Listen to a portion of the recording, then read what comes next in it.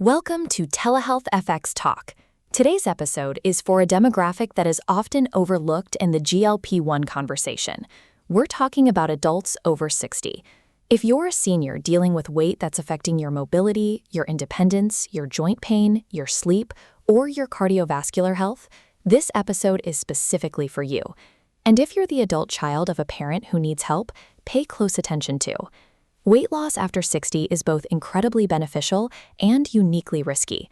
The benefits of losing excess weight are enormous for seniors, but losing the wrong kind of weight, losing muscle and bone instead of fat, can be dangerous. Today we're going to explain how GLP-1 medications can help, what the special safety considerations are, and what a safe weight loss plan looks like for older adults.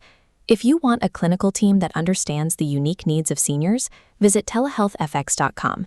That's TelehealthFX.com. Let me start with why this matters so much. Approximately 30 to 40% of adults over 60 in the United States are classified as obese, and obesity in this age group carries serious consequences that go beyond what younger adults face. We're talking about dramatically increased fall risk. Obese older adults have a 25 to 31% higher risk of falling compared to healthy weight peers. We're talking about reduced mobility, difficulty with basic daily activities like walking, climbing stairs, bathing, and dressing. We're talking about accelerated joint destruction from osteoarthritis, worsened cardiovascular disease, higher rates of type 2 diabetes, sleep apnea, and an overall decline in quality of life and independence. And there's a condition that many people have never heard of that makes this even more urgent. It's called sarcopenic obesity. This is the combination of excess body fat and critically low muscle mass at the same time. It's the worst of both worlds. You're carrying the metabolic and mechanical burden of obesity while simultaneously lacking the muscle strength needed to function independently. Sarcopenic obesity dramatically increases fall risk, fracture risk, and disability. And standard BMI doesn't even capture it, because a person can have a normal BMI but still have sarcopenic obesity due to high fat and low muscle. So the case for weight loss in seniors is clear. But here's the paradox that has made clinicians cautious about recommending weight loss for older adults. When you lose weight, you don't just lose fat, you also lose some muscle mass and bone mineral density. And for seniors who already have age-related muscle and bone decline, losing additional muscle and bone during weight loss can increase fracture risk and further impair function. Rapid weight loss is especially dangerous because a higher percentage of the loss comes from lean tissue. This is why weight loss for seniors requires more clinical oversight, not less. The goal is not just to lose weight. The goal is to lose fat while preserving muscle and bone. And this is where GLP-1 medications, when used properly and with appropriate clinical supervision, can be incredibly valuable. GLP-1 medications help seniors in several specific ways. They suppress appetite, which allows for a moderate caloric deficit without extreme restriction.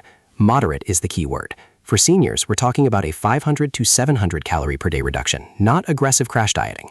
They improve insulin sensitivity, which is critical for metabolic health in older adults. Semaglutide has documented cardiovascular risk reduction benefits, which is especially important given that heart disease is the leading cause of death in this age group. And even a 5 to 10% weight loss in an obese senior can significantly improve mobility, reduce joint pain, improve sleep apnea, and enhance daily function. But there are special considerations for seniors on GLP-1 that are different from younger adults. Number 1, start low and go slow. Dose titration should be more gradual for older adults. Their bodies need more time to adjust.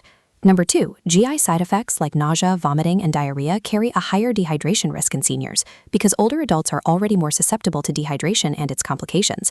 Hydration monitoring is critical. Number 3, muscle preservation is non-negotiable.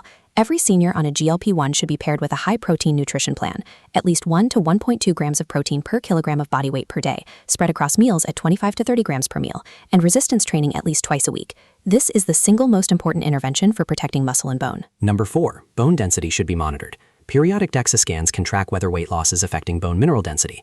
Calcium intake of 1,000 to 1,200 milligrams per day and vitamin D of 800 to 1,000 IU per day should be ensured.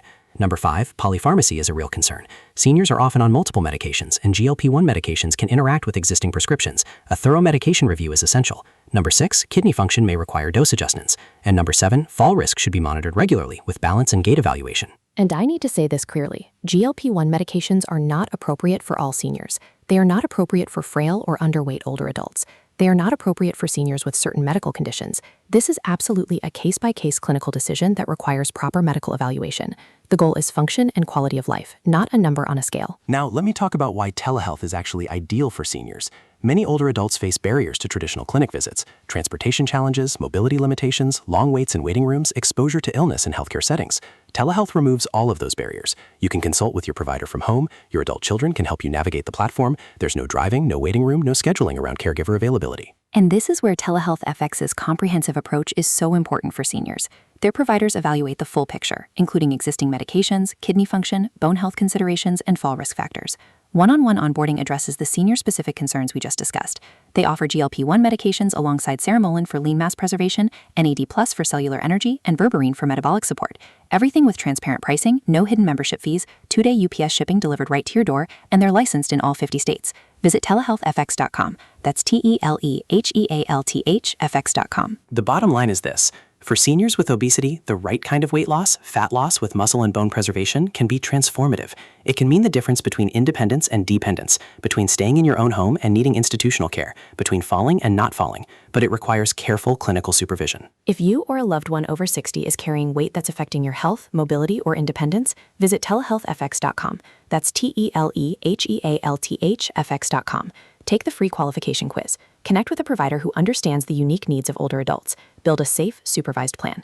That's TelehealthFX.com. And as always, everything on TelehealthFX Talk is for educational purposes only. This is not medical advice. Weight loss in older adults carries specific risks and should only be undertaken with the guidance of a healthcare provider, ideally one experienced in geriatric care. Individual results vary. Thanks for listening. If you have a parent or grandparent who needs to hear this, share it with them. We'll see you next time on TelehealthFX Talk.